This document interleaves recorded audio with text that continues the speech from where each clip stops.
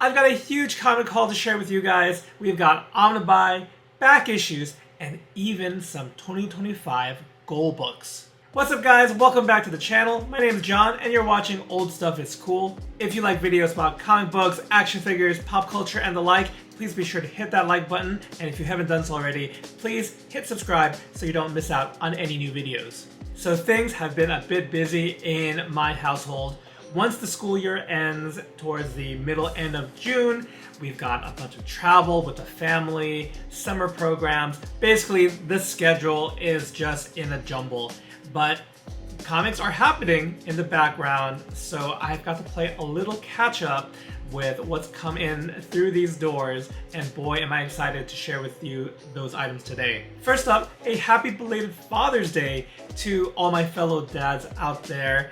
I just wanted to show off, you've got to show off stuff from your kids, right? So sometimes they need a little prompt as far as, you know, a card or drawing, and I basically asked both my son and daughter for a drawing.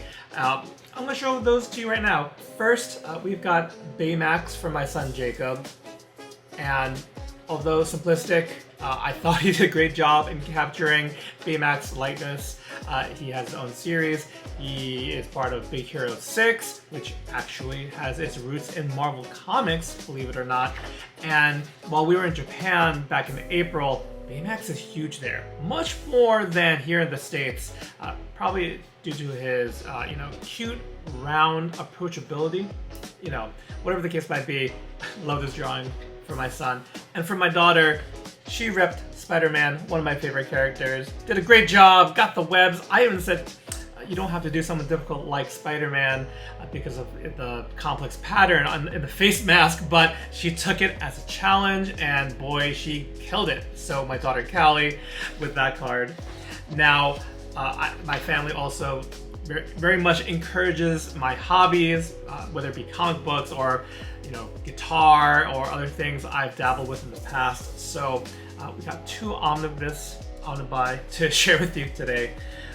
First is one I was eagerly awaiting, is a reprint of the Silver Surfer omnibus, and this is the original first ongoing series of the Silver Surfer. We've got stories by Stan Lee, art by John Buscema, and you can see the issues collected here. It's the entire series, issues 1 through 18. It also includes Fantastic Four Annual 5 and Not Brand Ek issue 13. I haven't opened this one yet because I actually read for the first time issues like 1 through 5 digitally through Marvel Unlimited, and really enjoyed it and want to crack into this one soon.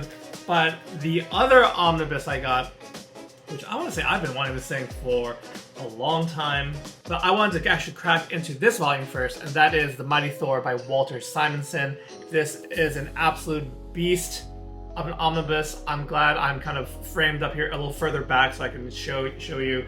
I do think that an older printing of this book had some binding issues, and so I was kind of holding off. I think they fixed all those problems with this most recent volume, and man, this is one of the best runs in Thor. One thing that I didn't realize in starting to read it was they digitally recolored this early on, and I think some people prefer the old school colors, although I think they're a bit faded. And I was torn on this too, in whether I preferred the modernized coloring or the traditional coloring.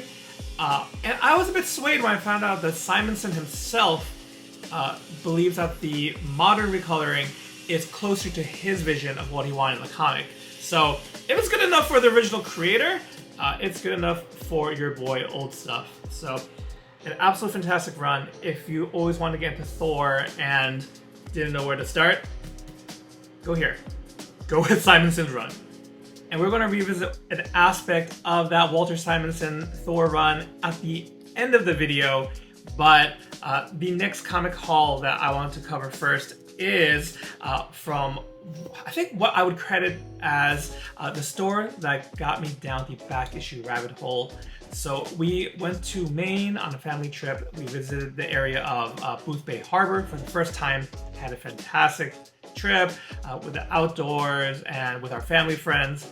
On the way back, though, we passed through Portland, Maine, which we love going for food, for fun, and we have vacationed there before. But the comic book store, Casablanca Comics, is where I first got for a back issue of Wolverine and Uncanny X-Men number 350. So I had to stop by again. Really enjoyed my time there. Funny enough, I didn't really find anything in the back issue bins per se, but I did really hit a personal jackpot in the dollar book box. And they had a deal going on where if you picked up 20 books, then it would knock it down to 75 cents per comic. So I kind of went ham with X Factor. I had been getting back into and rereading Peter David's run on the X Factor digitally, and you might have seen in past some of the Dollar Hall comics where I picked up an issue or two.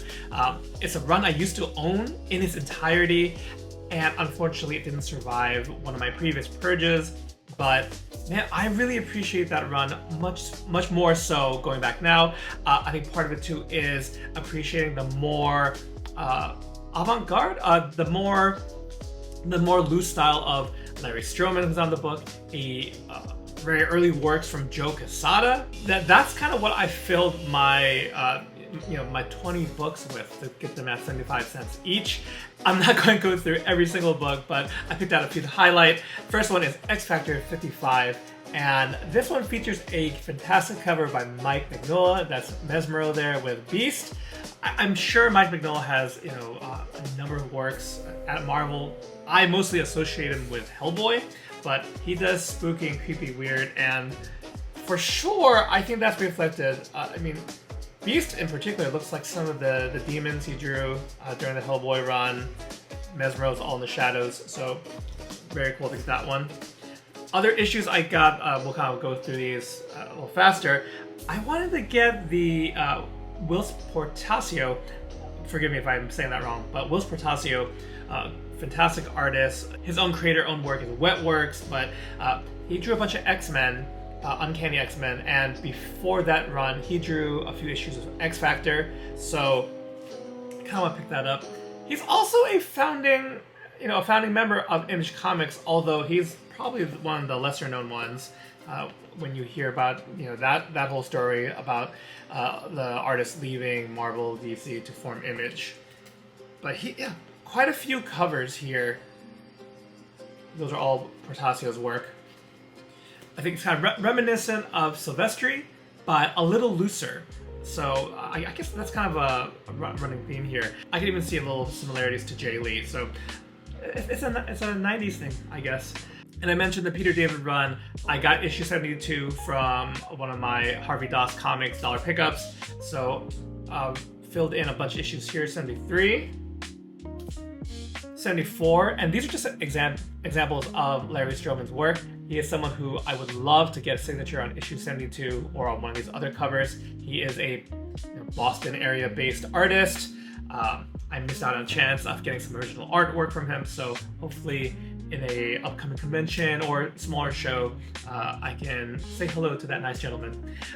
Speaking of Joe Quesada's work on here, here's a cover of X Factor 78 featuring Mr. Sinister and Strife. And this one, I bounced around a little bit. I read the beginning of the run and I skipped to issue 87, which a lot of people herald as the best issue of the run. And it is very solid. I think you do need to read a few issues at the beginning of the run to just get an idea, or if you have no idea of the team. The team members at the time are Havoc, Polaris, Wolfsbane, Jamie Madrox, aka Multiple Man, Quicksilver, and Strong Guy. And this does such a great character study on each of them through a psych eval or a therapy session. This issue is actually a little bit dinged up. I mean, it's for 75 cents. It's fine. I might want to upgrade this copy because of how much I enjoyed this read. And this funny book, I was really happy to find this. Why exactly? Well, let's get into it. Here's Sleepwalker issue 2, And this is another one where I had probably like a dozen to like 24 issues of the original run that did not survive the purge either. Why I got issue number 2 though is because of this character here, is 8-Ball. 8-Ball currently is a reformed villain, part of Moon Knight's supporting cast. Jim McKay's current run, one of my favorite books that comes out each month. 8-Ball is a reformed villain and very much working with the team. I vaguely remember the issue in which he came out, but when this popped up in that dollar bin, your boy had to pull it. So really happy with Sleepwalker 2. If you are reading Moon Knight currently and are a fan of 8-Ball as well, definitely sound off in the comments. I don't think there's that many of us. Alright, so moving on, my next haul comes from my favorite Instagram seller, Cheddar Comics, and as always, I gotta show you the goodies, the extras, the bonuses that Chris included with my order. So first off, I finally have the much coveted Cheddar Comics sticker right here featuring Gambit. He always includes some trading cards. This time there's some Marvel Series 4 and Beta Ray Bill are one of my favorite cosmic B tier characters. He might even be lower than B tier, but either way, I really like Beta Ray Bill, and Dormammu being a big bad of Doctor Strange. Solid cards that were chosen there. And finally, I knew he would include a sketch, as he always does. So I actually made a request, and I don't know how many times Chris gets requests for specific characters, but he's a fellow X-Men fan. I mean, he's a bigger X-Men fan than I am. And I asked, since I got Wolverine in the past, I have a Bane sketch. I asked for a Cyclops, and he delivered. Look at that. I just... it's great. It's a 1 of 1. So some great, great bonuses in there from Chris, and of course excellent packaging and everything arrived safely. But let's look at the actual books I got. So I actually, well, there's one DC book, and I know I mostly heavily get Marvel stuff, but for whatever reason I was drawn to get this one, and I think part of it was I think it's like a $3 price tag. The Fury of Firestorm, the Nuclear Man #1. I think my exposure to this character actually isn't the original version of Firestorm, but I actually had collected most, if not all, of Brightest Day, and I think Blackest Night, Brightest Day, and there was a new version of Firestorm. There was a villain called Deathstorm. So I've always thought the character is kind of cool, and the characterization of Firestorm also seems kind of Marvel-esque. I don't know what it is about the character, kind of like a Richard Rider Nova, or even a little bit like a Peter Parker Spider-Man. So anyway, got Firestorm #1. So that is, I guess, my DC quota for this video. It's the only one. I'm sorry. But we've got some more X Factor, and kind of to match the Cyclops sketch, we have X Factor 68 here. Is that right? Yeah, 68. Another Will Portasio cover. Then Chris had a bunch of kind of mid-grade, some mid-low grade copies of Marvel 2-in-1, which is a series that if I see it at a good price, I'll get any missing issues I have of it. I've gotten most of my run right now from the dollar box of all places. This time around, I've got some of the lower issues in the run. Number 9, Thing and Thor. Then number 10, Thing and Black Widow.